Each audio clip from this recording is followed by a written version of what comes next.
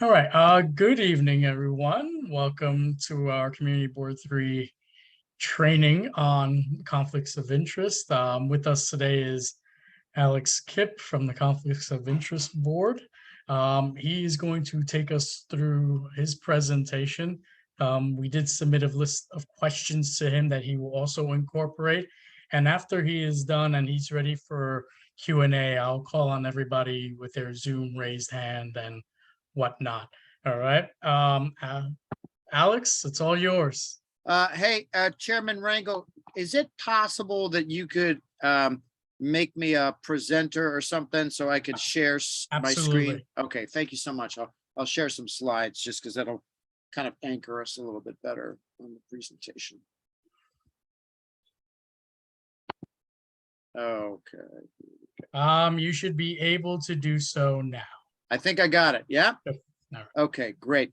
Okay, Chairman Rangel, thank you for the introduction. Thanks for having me out. Hi, friends. It's nice to see everybody, albeit, online. Maybe next time we'll all get to be in the same room with each other. For those, I haven't been at CB3 in a while, so I don't know if anybody remembers me from before, but it's anyway. This is going to be your refresher on everything you need to know about Chapter 68 of the city charter, which is the New York City conflicts of interest law. So, a couple of things just on the outset of this. Let me just get a laser pointer going. Okay. The New York City Conflicts of Interest Law, for those of you who don't know, Chapter 68 of the City Charter is really mostly about helping public servants who work for the city, like me, and guiding them on separating out, conflicts between their public duties and their private interests. Most of the restrictions are kind of written for those people in mind, but there is a special section that's particularly addressed to community board members. Largely, that stuff is about voting, when you can vote and when you can't vote due to conflict of interest. And that's the first big thing that we're really going to talk about today, is the 3 or 4 types of instances where you would be precluded from voting.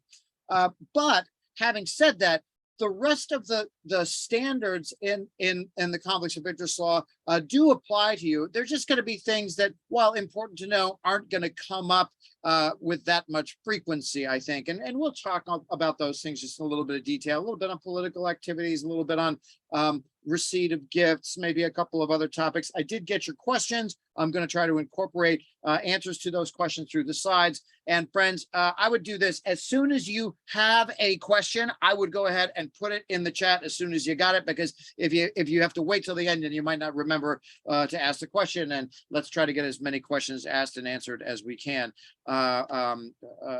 Okay, so I'm going to get going here. All right, the core function of the New York City Conflicts of Interest Law, this law that's helping us address conflicts between public duties and private interests for public servants, it's been around for about 30 years. It was part of like charter reform in the late 80s. And the core function, this is taken right from our preamble, is to help preserve and promote public integrity by helping public servants address conflicts between public duties and private interests before those conflicts become ethics problems or ethics violations.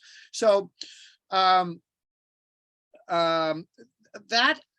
when we think about that we have a lot of questions that come in from community board members. And I think the reason for that is because you are selected to be on these boards because of your interest in the community. So you're probably actually going to have encounters with the conflict of interest law and maybe restrictions on voting more than like a rank and file public servant might have, because, how many outside jobs am I going to have in my city career? Probably not that many. So I'm not going to ask as many questions as a community board member does. But the good news is, the law treats you somewhat differently in how we address those conflicts, and that's what we're going to hit here. Before I do that, let me just say, we basically have 3 things we do with the Conflict of Interest Board. We've got a training unit. That's my unit. I am the director of the unit. And so when I'm not running around delivering fascinating online seminars such as this, I run a little team and we make lots of stuff. Follow us on TikTok if you want to watch ethics TikToks. Now, everything I do is basically trying to keep you away from the enforcement unit. Those are the people that deal with the prosecutions. And we've had a couple of enforcement cases involving community board members over the years. I might mention 1 or 2. But mostly what we're doing is trying to get people over to the advice unit so they can ask us questions confidentially for free, one-on-one, about whatever it is they want to know about potential conflicts. And for community board members, what you should know is that this law says that all questions and answers are confidential. That means you talk to us, we can't share even the fact that you called us for advice with anyone, not with the press, not with another community board member, not with anyone. And the reason why that is structured that way is because when they wrote the law 30 years ago, they said, we want you to answer as many questions as possible. But if it turns out that anybody can know that a person is asking a question, nobody's going to ask you any questions because ethics, issues can be sensitive, et cetera. So that's the way we're structured to give you free, confidential legal advice. One caveat to that, however, friends, is this. In life, not just in conflict of interest, when is it the most important or the best time to ask for the advice? Before I do the thing, because if I do a bad thing and then I ask for advice on it, that's not advice, that's a confession, right? We don't want that to happen. We want you to ask, before anything happens, which turns out to be a violation later on. Okay, so this is how you get a hold of us. You call us 9 to 5. You go on our website, fill out a form. That'll go. We've got like a get legal advice button there. Or if you just want to hang out with us on social, check us out on Twitter or on TikTok. They say we're really good at it, but doing good ethics government content is not hard if you compare us to what the other people do. So it's kind of fun. All right, now let's get into the meat and potatoes of this thing. The first two things, the big things we need to talk about are discussions and voting. And here, let's do discussions first because that is easy. When you face a conflict of interest, may you participate in the discussions? Yes, because you can always participate in the discussion, even if you have a conflict of interest. The only time you can't participate in discussion is, let's say, there was a, let's say for some crazy reason, the community board was contemplating using a community board member's restaurant or services or whatever. They wanted to hire a community board member to do something, which would be a violation. You couldn't do that without a waiver. But that community board member who might be the recipient of community board funds or be in some sort of legal relationship with the community board, they wouldn't be able to participate in the discussion of whether or not their own business should be used. But that almost never comes up anyway. Just for you lawyers out there, I'm giving you the fulsome picture. But in general, even when you have a conflict of interest, you are free to participate in the discussion, but you must disclose your conflict in order to participate in the discussion. And the time frame when you disclose is very important. I should not disclose my conflict of interest after the vote has happened. That's like a little trickery. I should before participating in the discussions, I should at that point say, hey, that is a conflict of interest for me, blah, blah, blah. And now I'm free to participate in the discussion. So your input is almost always valuable, needed. And even if you have a conflict, you may participate in the discussions. Now, let's talk about voting. This is pretty simple, folks. You may not vote when you have a conflict of interest. There you go. Training over. Thank you. Except now I have to define what does that mean. Well, here we go. For this law, a conflict is a conflict of interest occurs when the result of a vote, either at the committee level or at the board, altogether, the whole board, if the result of the vote would cause a direct economic gain or mitigation of loss to oneself or one's associate. There we go, all done. And now we can all go home, except now I have to define what we mean by the word associate. And here's what that means. It means a close relative. So when we say relative, it's very constrained. We mean like spouse, child, parent, sibling. And then it's very broadly conceived when we think of people with whom I have a financial relationship. So a client, a business partner, a debtor, creditor, landlord, tenant. If you sit on the board of a not-for-profit, you are associated with that not-for-profit because you have obligations under state law of loyalty, care, something else I can't remember. But in any case, you are associated with all these kinds of people. So if something comes up for vote and it's going to have a direct economic impact on you or this associated party, client, landlord, blah, blah, blah, then you are not going to be able to vote on the thing, and you're going to have to use the 3Ds. You're going to disclose, hey, that's a conflict. Here's why. Then you're going to be free to discuss, and then you do not vote. Disclose, discuss, do not vote. Okay, so now that we've done that, this is just a repeat of what I said before in bullet form, but it's just like, what are, financial conflicts, your own business, your own property, or the financial interests of associated parties like business partners, clients, employers, supervisors at your private employment, employer if the not-for-profit, employer if it's a not-for-profit, or the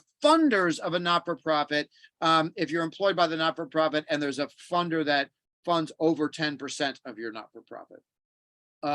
Okay. Prospective employer, like if you're in hot talks right now with NYU, you've gone through a number of interviews and they're thinking about hiring you for a tenure track position, you would not be able to vote on something related to NYU because that's a prospective employer.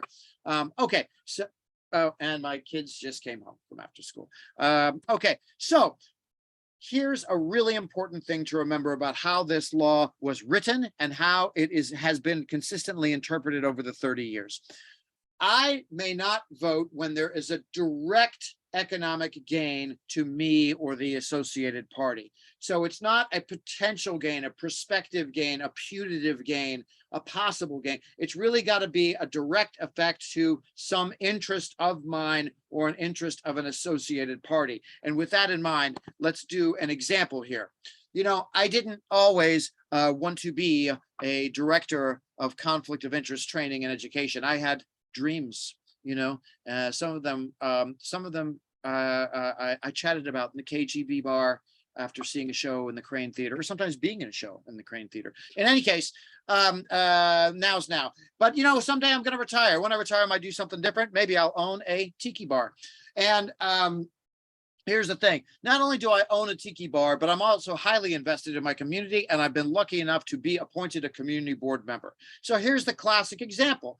At some point, before the liquor license application goes to the SLA, it's going to stop by the community board, and the community board is going to make a recommendation. So the question out there, which is an easy one to answer, can I review a liquor license application or vote on the liquor license application of my own tiki bar? And the answer is no, of course I can't. Because that is my bar. It's my economic interest. I disclose, hey, that's my bar. Then I'm free to discuss, say, oh, it's a great bar. It's a wonderful bar. Goodness knows there's not enough bars in the East Village right now. This one's really gonna be different or whatever. And then I do not vote. Disclose, discuss, do not vote. So that's how that would be handled. So then the question comes up with the directness. What about somebody else's bar? Let's say there's another person down the street who also opens up a tiki bar. And now the question is, can I vote on their liquor license application? And actually, I would love to let's turn this interactive. Friends, tell me what you think. Can I vote on somebody else's liquor license application if they got a tiki bar down the street from my tiki bar? What do you guys think? Just put it into the chat there.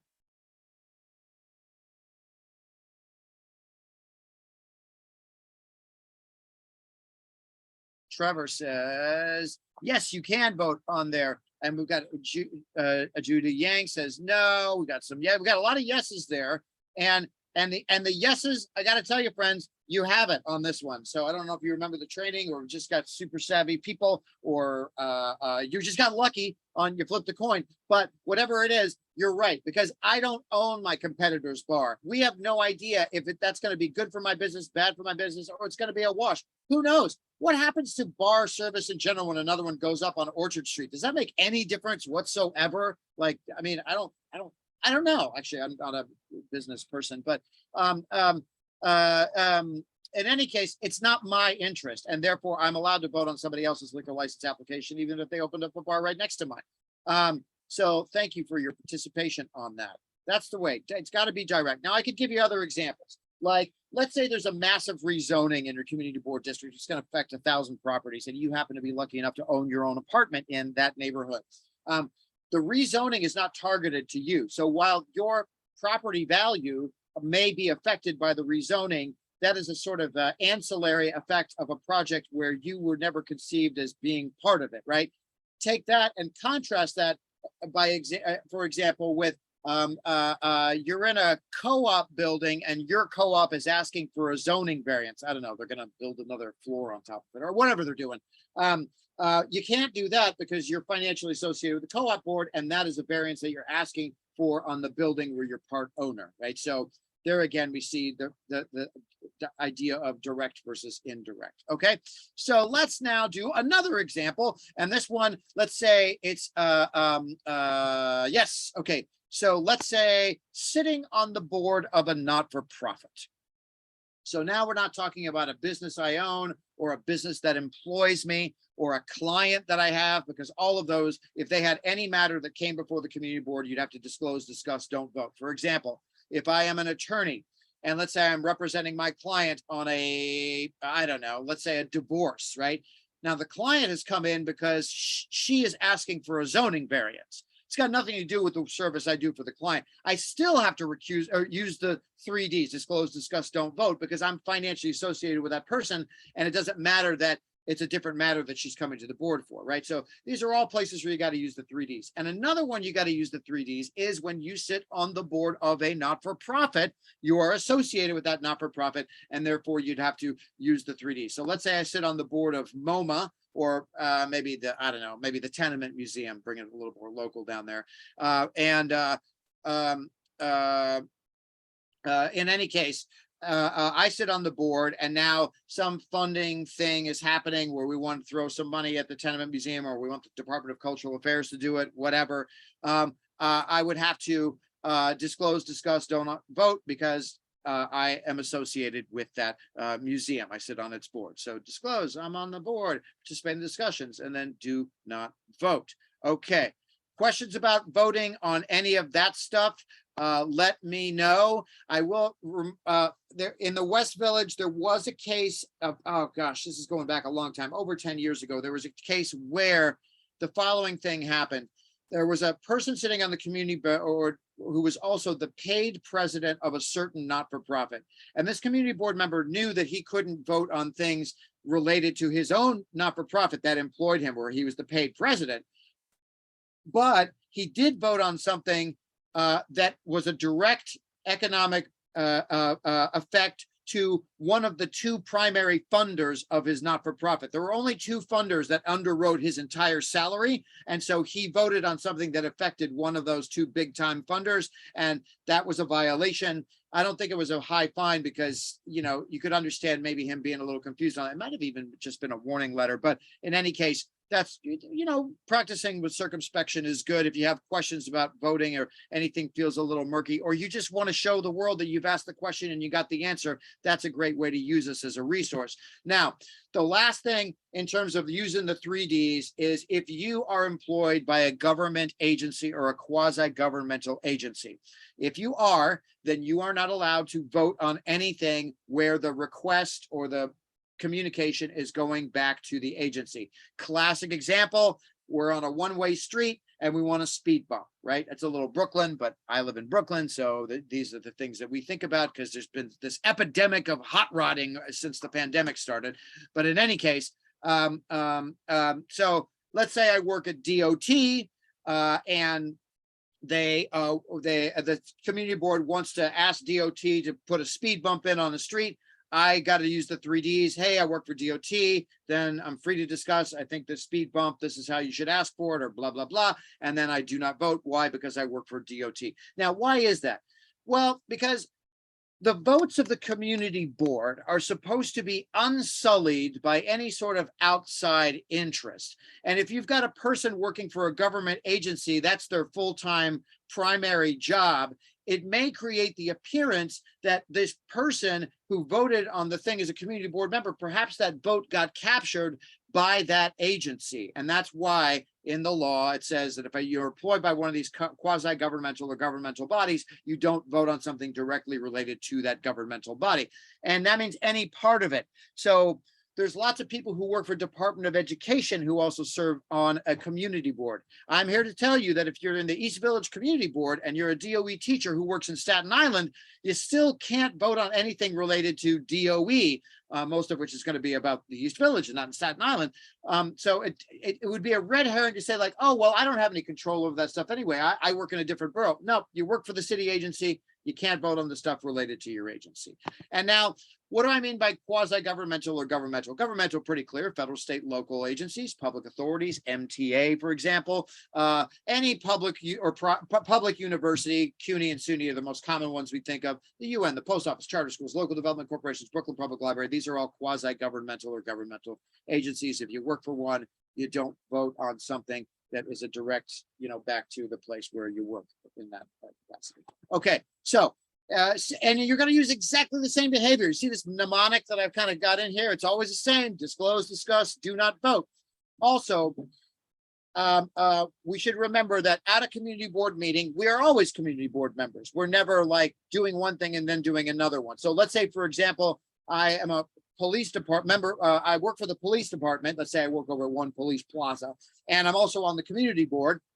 And now the police department wants to give a presentation to the community board, like, hey, everybody, we heard your complaints, the abandoned vehicles, we're on it, blah, blah, blah.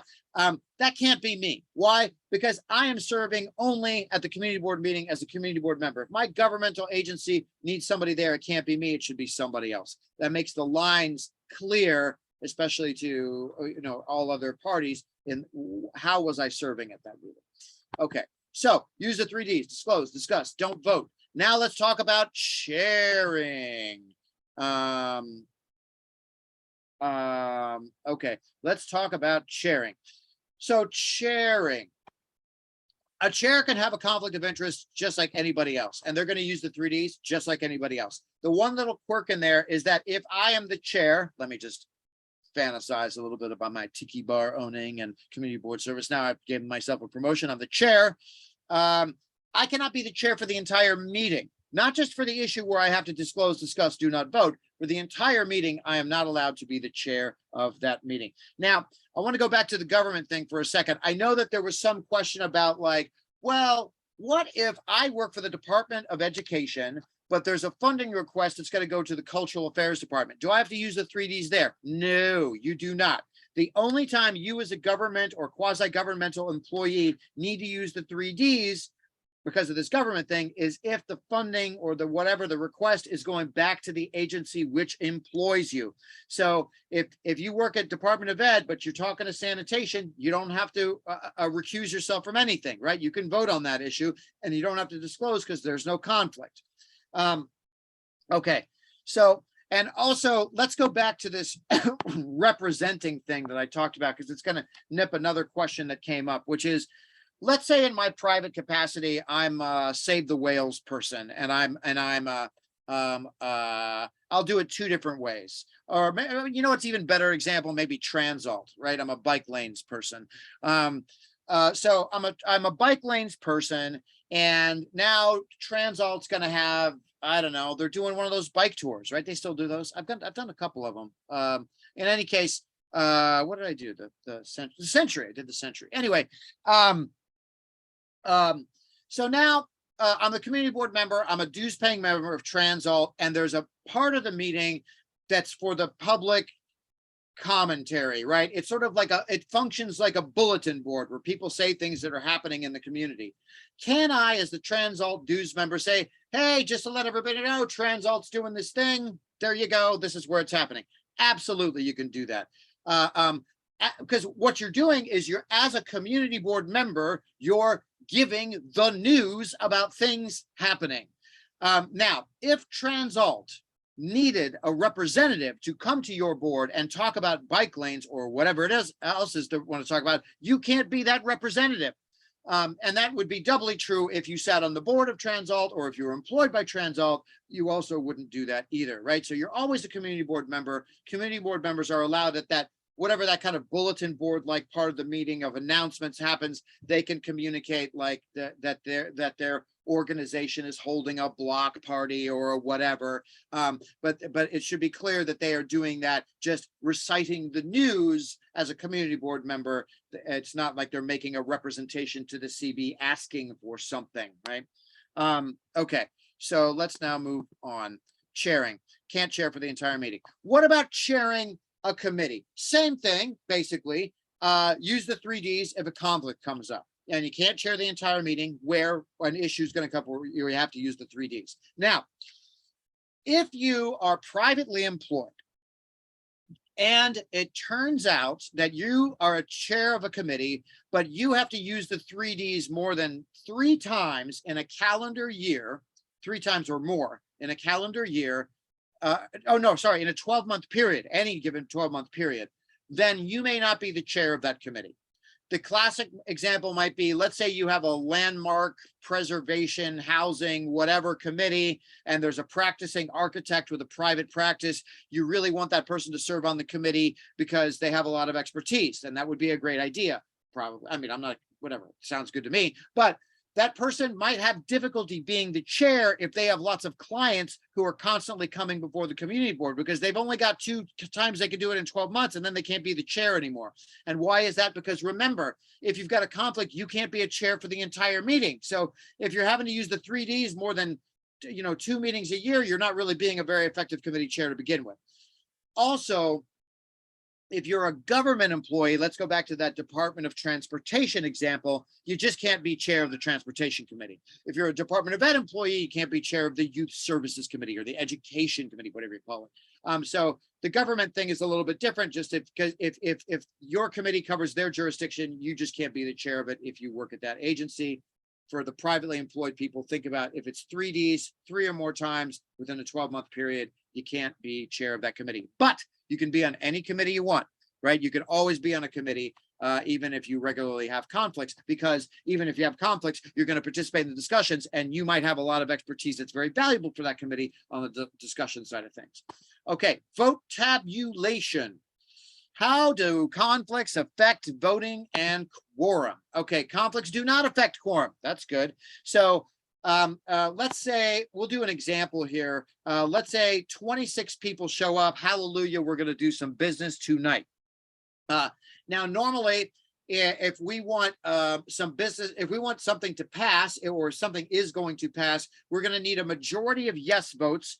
Well, not normally, always. You're going to need a majority of yes votes versus combinations of no's and abstentions to pass an issue. So if 26 people are eligible to vote, that means that you will need 14 yes votes to pass the issue.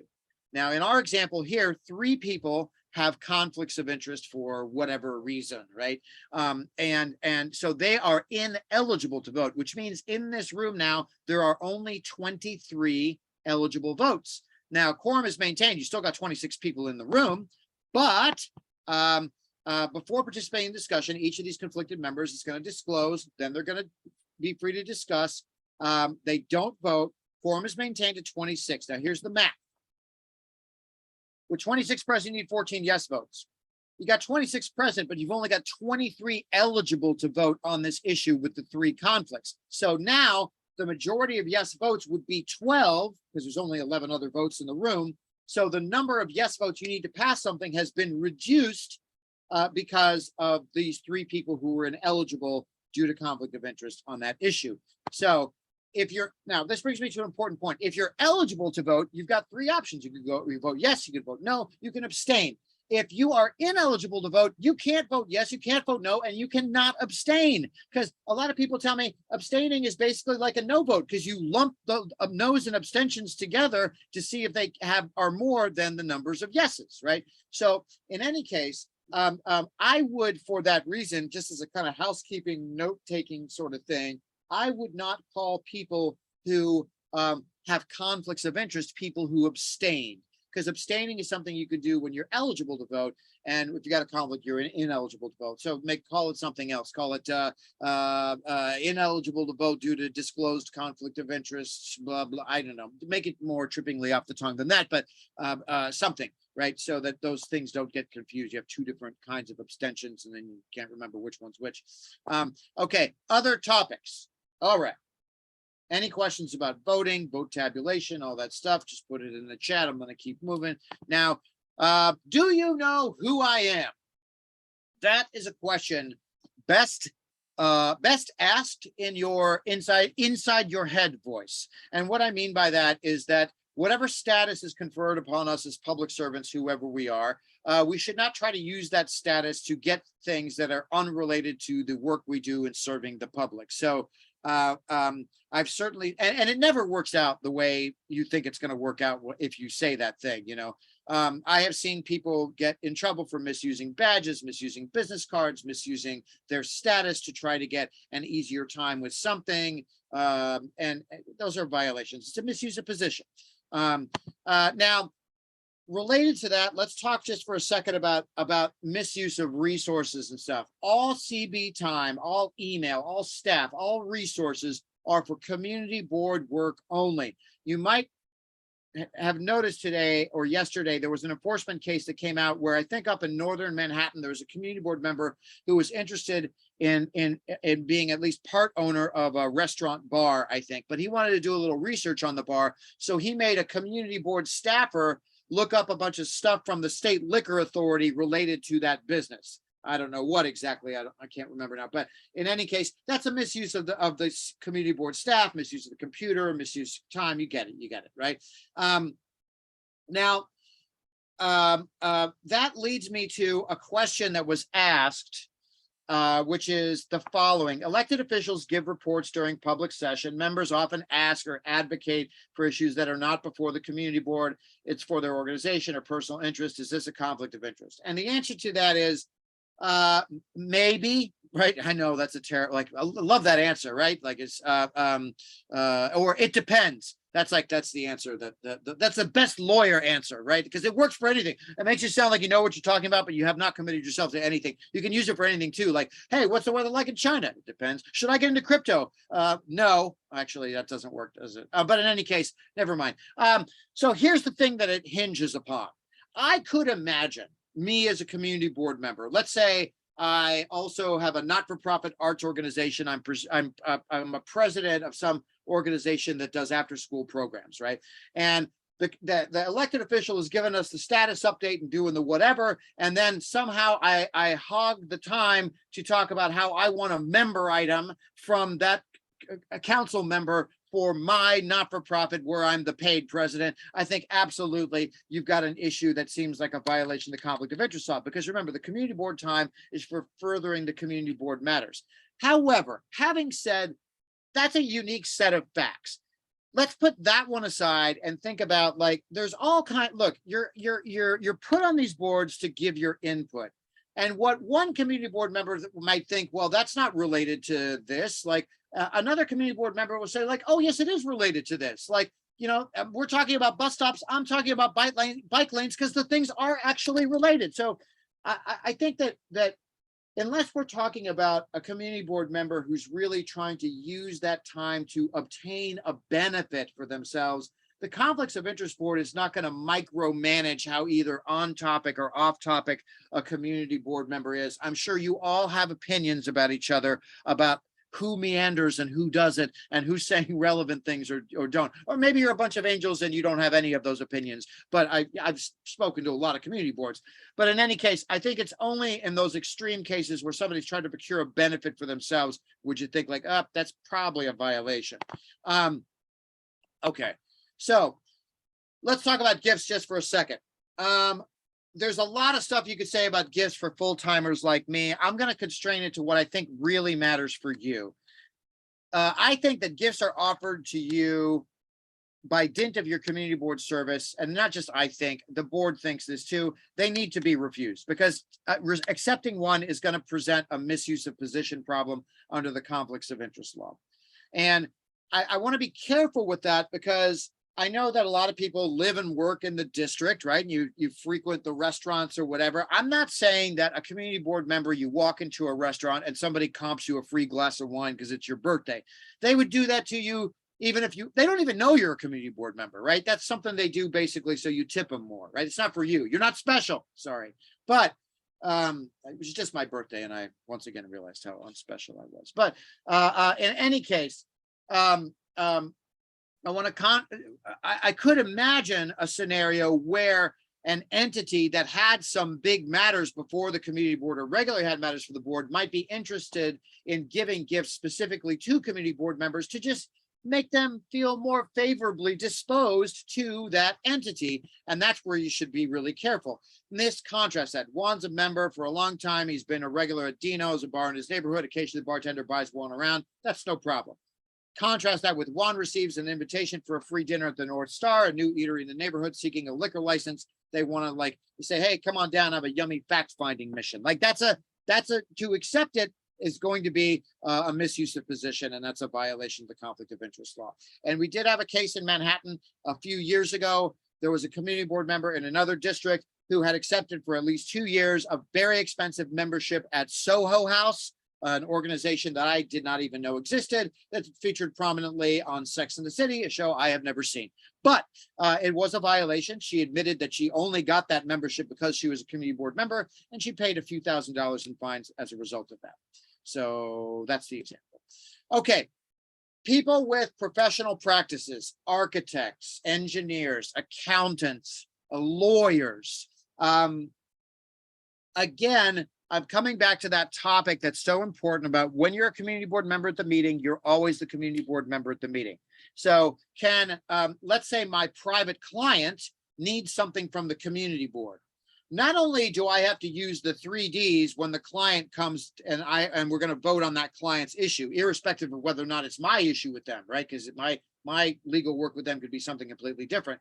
Not only that, but I also cannot represent that client, because in the same way I can't represent my governmental agency back to the community board, I can't represent my client. That would be really confusing. Like, oh, everybody, here comes my client.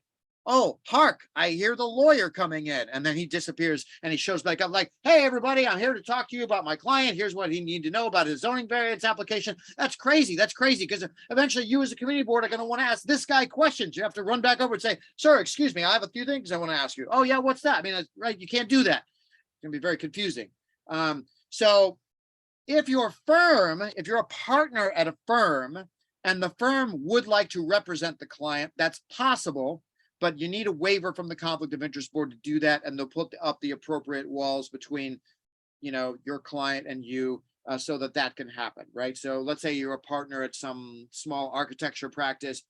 Your partner is going to represent that client on that matter. You come to us, you get a waiver. The waiver puts up the walls, and then you're good to go. But you would still use the 3Ds because it is the client, right? It's the client of the practice where you're a partner. Okay. Okay. Now, some other stuff, low-hanging fruit.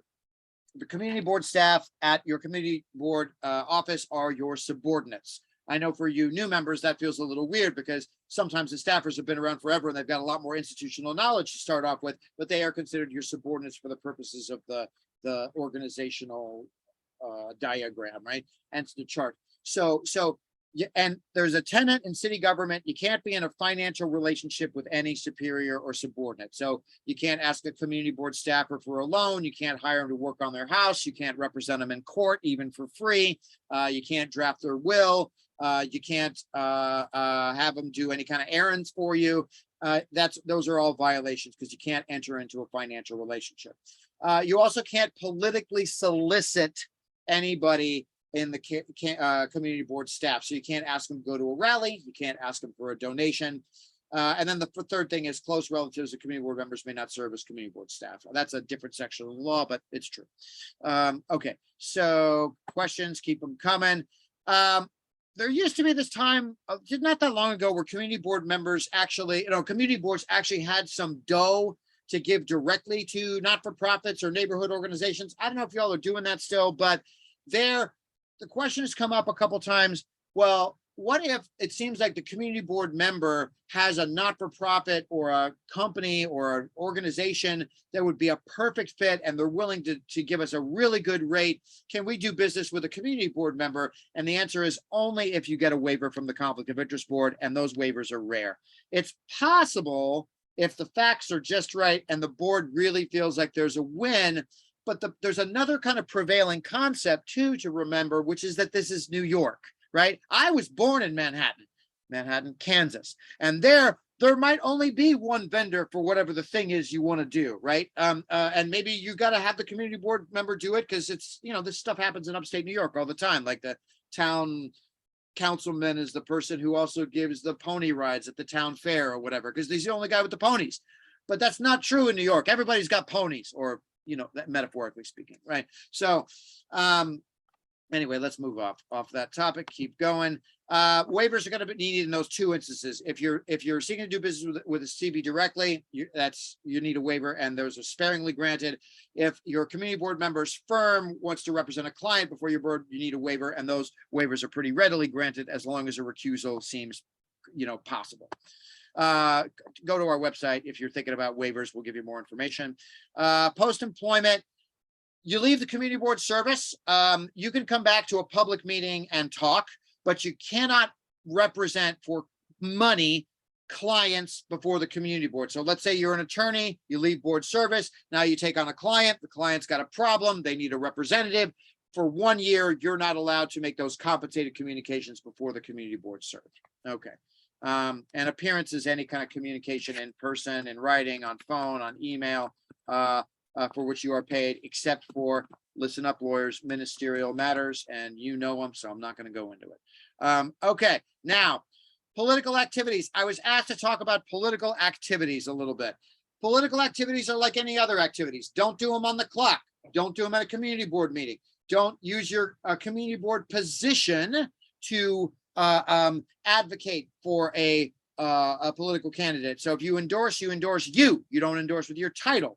Don't misuse confidential info, but there's probably not a lot of confidential info at a community board, and that's pretty much it. Now, one thing to remember is that you as a community board member can't, or you as a public servant really can't solicit donations from anybody that you have juice over. What does that mean? That means, let's say, for example, there's a bar that's coming up for its liquor license re-app on the next meeting. That would not be a good time to ask that bar owner for a donation to a political campaign, because they've got a matter pending before your agency, before the community board, and now you're asking them for a donation. And the other people you have juice over are the subordinates. You can't ask them for a political donation. Also, you can't, as I said before, those subordinates who work in your community board offices, you can't ask them to do anything political. Can't ask them to go to a rally, can't ask them how to vote, can't ask them to make copies, can't ask them. Now, political activities, you've had some questions here. One question was, if a board member has a fundraiser for an elected official, which is fine to do, although I would not announce that at a community board meeting, even at the announcements section. Like, hey, y'all, I'm having a fundraiser for this candidate, right? I wouldn't do that. Because that feels like something, when you say like, hey, there's a street fair, that's for, that feels like, oh, that's news for the community, something out there. I'm having a fundraiser that I'm organizing feels like something a little too close to you. That's my informed opinion there. Now, can a board member fundraise for a candidate? Absolutely. The only people you can't invite to the fundraising party are the subordinates. You can invite fellow community board members if you wanted. And also anybody who's got matters pending before the community board, so like that liquor license app guy or whatever. Now, one question is like, if a board member has a fundraiser for an elected official, they are acting as an intermediary and must report this. True? And the answer to that is not my job to know. Sorry. That's the other thing that you hear a lot in the legal affection besides, it depends. You'll hear, oh, you know what? That's actually another agency that deals with that. And that's actually true in this case. You'd have to consult the campaign finance board about that intermediary stuff. That's beyond my pay grade. I will say this, though, that is a wonderful organization of people and they have great customer service. So don't be afraid to talk to them. Now, I know a lot of people are politically active. You can be politically active. And one question that came up is about the title, like, so I use my title for my work. I don't use my title to get free stuff. I don't use my title to get an easier time with Department of Buildings when they want to write me up on a violation. And I don't use my title when I've got a case against my landlord because my heat's been off and I want to complain to HPD. And I also don't use my title when I'm endorsing a political candidate. So now, here's a question. all right, I don't want to endorse a candidate. I just said, they asked me, would you support this candidate? I said, yeah, I'll give you my name. And then somebody at the campaign put my CB title in there.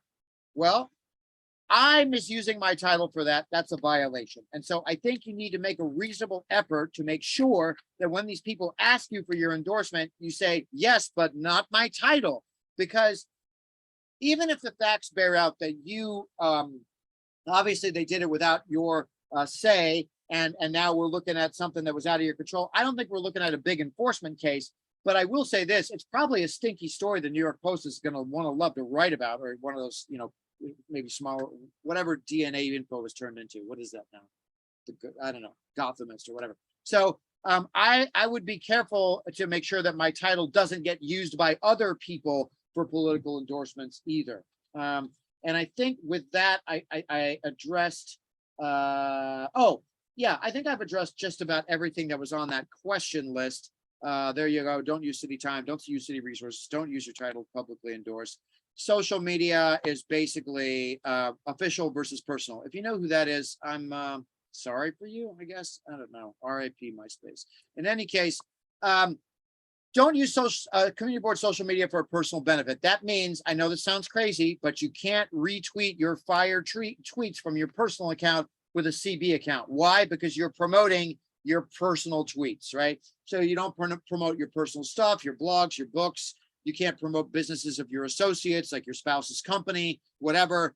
CB social is for CB stuff, not for anything else. And that's what an associate, we talked about that at the beginning. And your personal social media, just make sure that, I mean, in your bio, you could say that you're a community board member, right? That's your bio. But you make sure that, all opinions are my own, whatever that language is you put up top. I don't think you have a lot of access to confidential info, but if there was something in executive session, you wouldn't want to talk about it on social.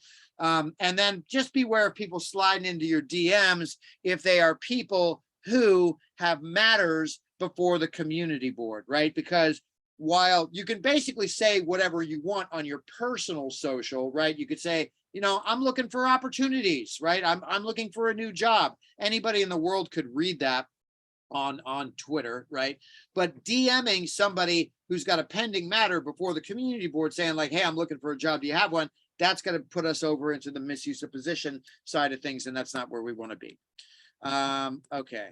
All right. And now we are at the end of our time, folks. So how do you get, at the end of the presentation anyway, how do you get a hold of us? Here's how you do it. If you're nostalgic for that telephone, you call us up 9 to 5, Monday through Friday, and you will get to speak to an attorney probably right away, unless they're talking to somebody else. If you are nostalgic for the postal system, you can write us a letter. How cool is that? We will get it at some point. If you'd rather do it the easy way, then you can use this tool that has brought so much peace and wisdom to the world, the internets, and maybe the one really unsullied use case, let's face it, folks, is logging on to our website and asking us a question there so we can answer it quickly and confidentially. And with that, I have done all the things that I was supposed to talk about. So now let's see what's in the chat. Hey, Trevor, my friend, take yourself off mute for a second. BIDs, business improvement districts, considered LDCs. LDC is what? Something local development corporation. The answer to that is you're not going to like this answer. It's probably is going to depend on how it's set up. So I would say reach out to us for legal advice. Let's get some facts about how the BID is like how it's governed, what its structure is, and then we can figure out what your relationship to it is, and is there any call for you to use the 3Ds in any instance or not. I don't want to make a blanket pronouncement here because there's a little bit of, as my limited understanding is that it's not a homogeneous way that these things are set up. So I want somebody to hold your hand and look at your facts, and then we'll give you advice kind of tailor-made to what those facts are. Sorry, I don't like to give the it depends answer, but that's the best I got for that one. Would I be able to choose to be marked absent as a CB member if I was presenting as a city agency representative? Daniel, no one's ever asked me that question before. You certainly could ask it in legal advice. Knowing what I know about the way these things shake out, and again, I'm going to be a little conservative here. That's my job on these trainings. So you could go ahead and ask, maybe you get a different answer. But I think the principle I would go with is that everyone generally knows me at these community board meetings as a community board member.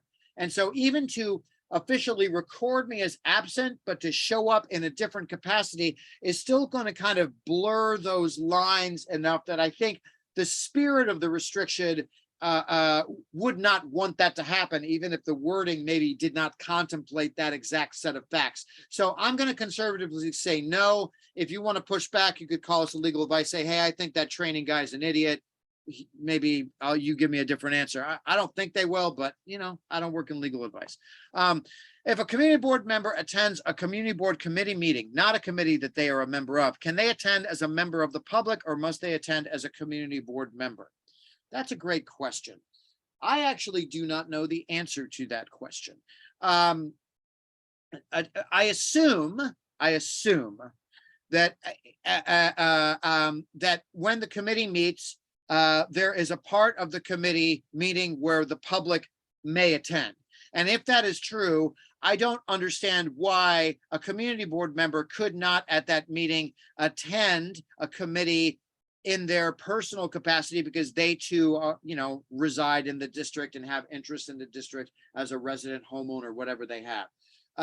But I think the person to ask that question to is probably Adele Bartlett at the Manhattan Borough President's Office, because I don't think it presents a violation of Chapter 68. I would be interested if she's ever addressed that question and thought about community board bylaws or anything else where there may be something that is relevant to your question. Certainly in Chapter 68, that is not something covered. That's not within our purview. It's a good question, though. As a Community Board 3 member, can we apply for the New York City lottery apartment? If yes, how does the process work? Excellent question. And the answer is yes. There's an old principle in these ethics laws that is, just because you're a public servant does not disqualify you from any of the benefits that you might otherwise qualify for. For example, if you work for the city, you can still apply for a Section 8 voucher if you meet the qualifications. And believe it or not, there's some people who work for the city who don't get paid a lot of money, and they do qualify for those things, right? So, Susan, thank you, Susan, for bringing in that answer. I'll get to you in a second. Thank you so much. I'm glad you're here. Hi. So, for example, the only time where some people have problems with this is where, like, let's say I'm a person who works in Section 8 programming for NYCHA, and now I also want to apply to be a Section 8 landlord. That person might have a real conflict we got to think about. But you as a community board member absolutely can apply for a lottery apartment. You do it like anybody else. You go to HDC, you see what's there, you see what you qualify, and you go through that application process, and I wish you the best of luck.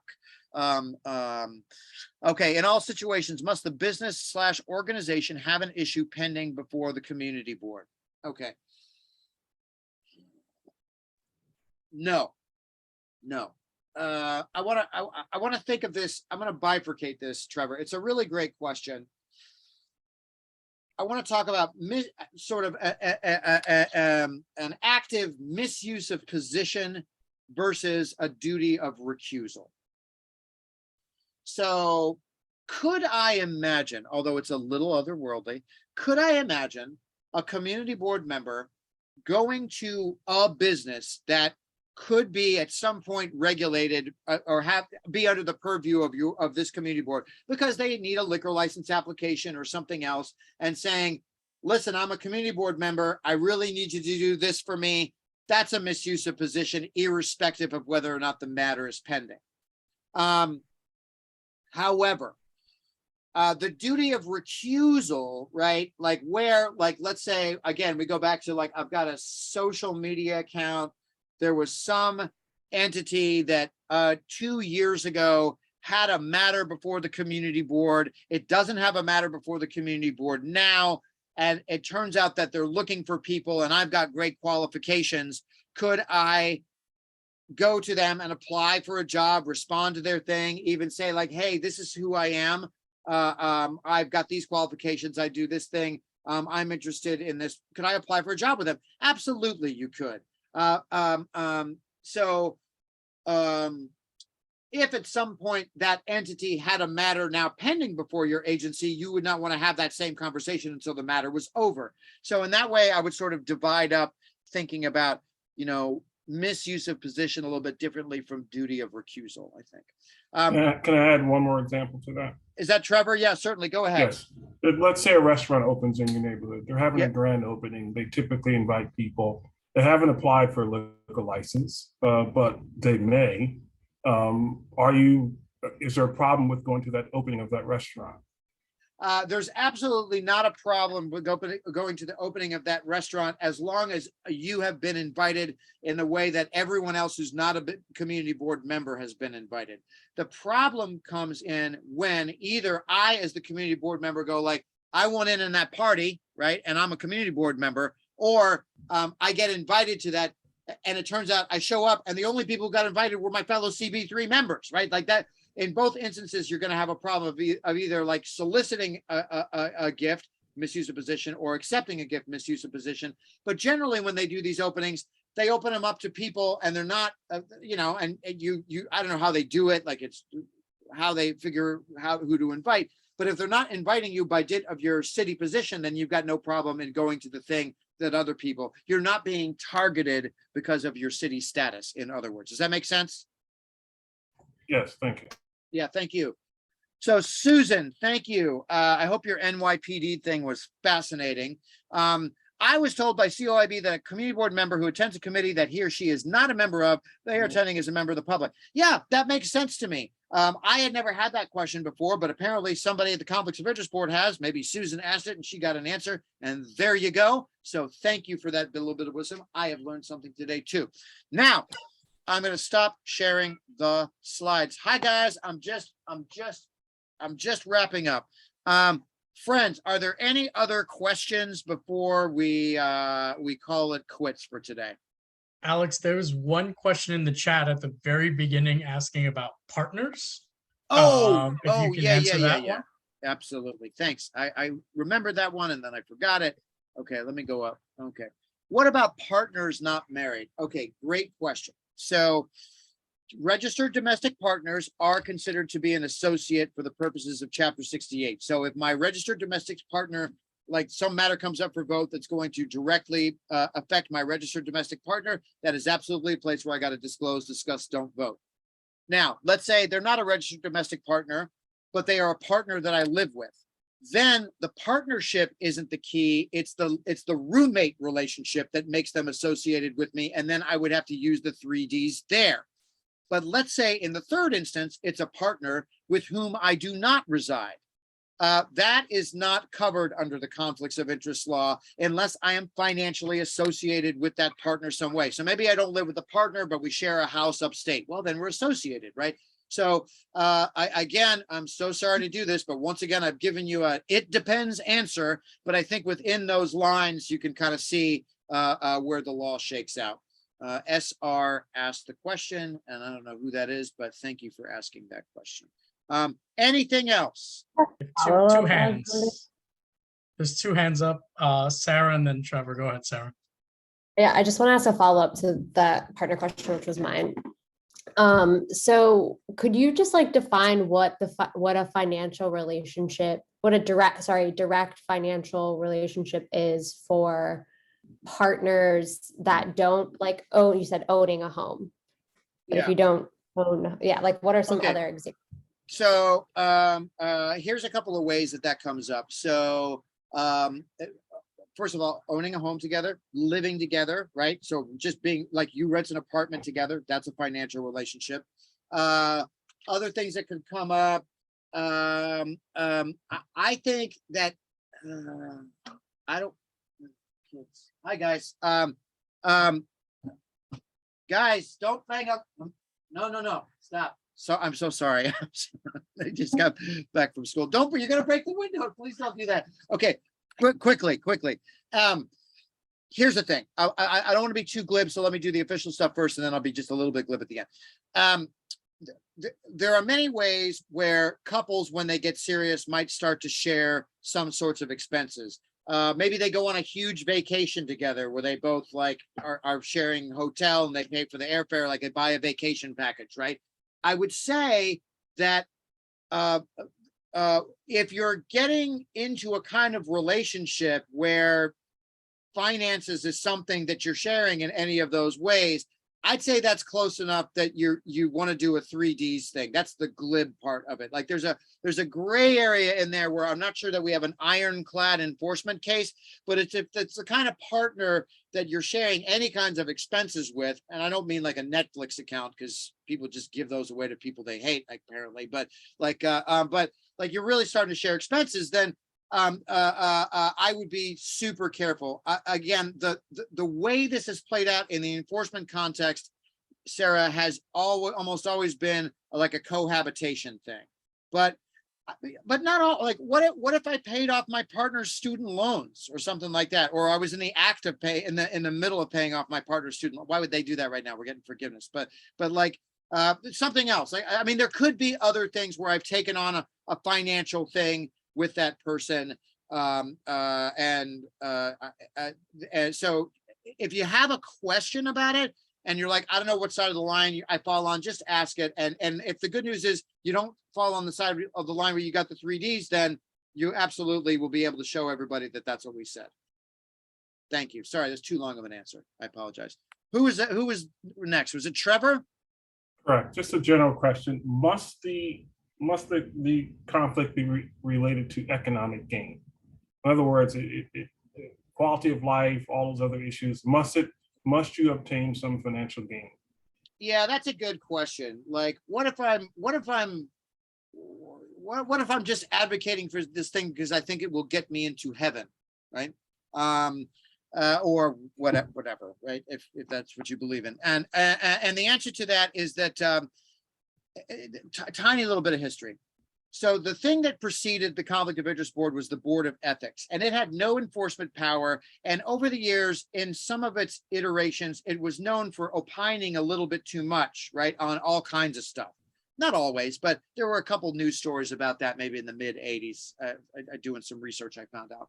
Now, when they rewrote the law and they established the Conflict of Interest Board, they said, look, what we want you guys to do is we want this very clear code, and we want you to work on people complying with the very clear code, and not complying with it is going to have consequences. And so we want these conflicts to be clear, and we want them to be constrained.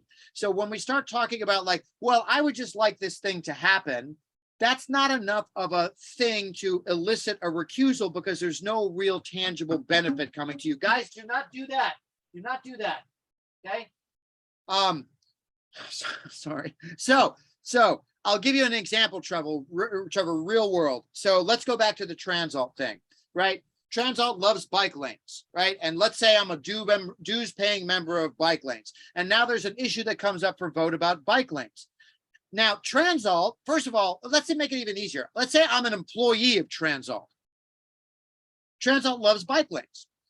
Now, this community board is going to vote on bike lanes. Transalt really wants you to vote this way on bike lanes. And probably the community board member who's the Transalt employee, he also has strong feelings about the bike lanes. He wants them to happen too. But if you install a bike lane, there's no benefit to Transalt. It's a benefit in the getting to heaven way, right? Because maybe less like maybe we just feel like, oh, we're one step closer to making sure that we're going to save the planet. But that's not a financial close enough direct benefit to elicit a disclose, discuss, don't vote. As opposed to, let's say you were voting on an issue because you wanted the Department of Health to fund directly Transalt or DOT to fund directly Transalt, then you would have to use the 3Ds because you're employed by Transalt. That contrast, I think, serves as a good example. Does that answer your question, Trevor? Yes, it does. And just one more follow-up to that. Suppose you're part of like a parks group and you're asking or you're voting on something that may affect your park. You don't get paid for it, but it's Right. something as you're a nonprofit friends of group. There's no economic gain, but you're going to get 3 more swings in that park. Okay. That doesn't arise to a conflict, correct? That is correct, because the park is not, I mean, even if you were a homeowner and you might speculate that maybe the value of your apartment might go up because they just redid the park. We don't know if the Parks Department is going to do a good job or not. Trevor, right? You might get less swings by the time they're done. That's Or probably no not- swings. or no swings, right? Because now the swings are too litigious. Too many kids might get injured or whatever, right? But all I'm saying is there's no real benefit to you. And if there is any benefit, it's like it's not related to anything of your direct interest. So it's not enough to elicit a recusal. As opposed to Thank you. asking the Parks Department to build a swing set in your backyard, right? That's a different, but that's stupid. That's an otherworldly example. Okay, I think I had another question come in the chat. So can you advise an entity how to best have a pending matter resolved to meet the best interest of the public and the entity? Do you have to abstain from voting if you have given free advice to the applicant? Okay, I would say this. Remember that we are always acting in our community board capacity on these community board matters. So I'll give you a different government example. Let's say I work at HRA, at the Human Resources Administration, now called the Department of Social Services. And there are people all day, every day who are applying for benefits. Is there a violation for me to help people complete their applications with more speed and efficacy? No, it's not. So to the extent that I'm giving people information about the process that they are about to enter, I am essentially providing public information to help an organization. I wouldn't call it advice, right? Becoming the organization's counselor, where they now feel like I am their guy in the room, I would stay away from, right? Because I mean, first of all, if I'm their lawyer, you got all kinds of problems from a legal ethics and a conflicts perspective, but also that's not the spirit of this thing, right? They're coming to you. And if you can make the process more clear to them as a community board member, great. But to become their advocate in some way, I think sort of undermines the spirit of what you're doing in general. Does that make sense? JY asked that question. I hope Julie Yang asked that question. So I hope that clears things up a little bit. Julie, you know, by the way, I would never want to play poker this way. I can't tell if people are loving this or hating this. Maybe neither. Maybe just non-play. Oh, Julie gave me a thumbs up. Thank you, Julie. Okay. So in any case, anything else? How else can I extend this evening so I make sure that my son breaks a window right behind me? What else do you need to know about? I don't see any other hands up. If anybody else has any questions, this would be the time. Going once, going twice. Okay, friends. So here, think of it as this way. Seems like there's a lot of new board members, new chair, been around just for a year, right? Congratulations on that. Think of this as like a handshake. We have had a handful of enforcement cases, but almost everything we do for community boards is on the advice side. We answer a lot of questions. So now you know me, and you know my board, and you know my people who give you the advice. You will get a handout from Susan that basically recaps everything we talked about today. It's got our contact information. Just call us early, call us often. You'll get a really lovely, wonderful group of people, despite being lawyers, who will have good customer service skills and will help you with whatever you need help with. So thanks, everybody. And I'll thank Alex, you. Susan has her hand up. Susan, go Susan. ahead. Sorry, it was a mistake. Oh, Thank you. okay. So thanks everybody for keeping your eyes open. And somebody just said, boy, I love calling COIB. There you go. That is quite an endorsement. Thank you, Michelle. Okay, everybody. See you in 2 years, maybe when we do Thank it you. again. And thanks. Have a great night. You too. Thanks, everyone. Thank you. It was great. Bye.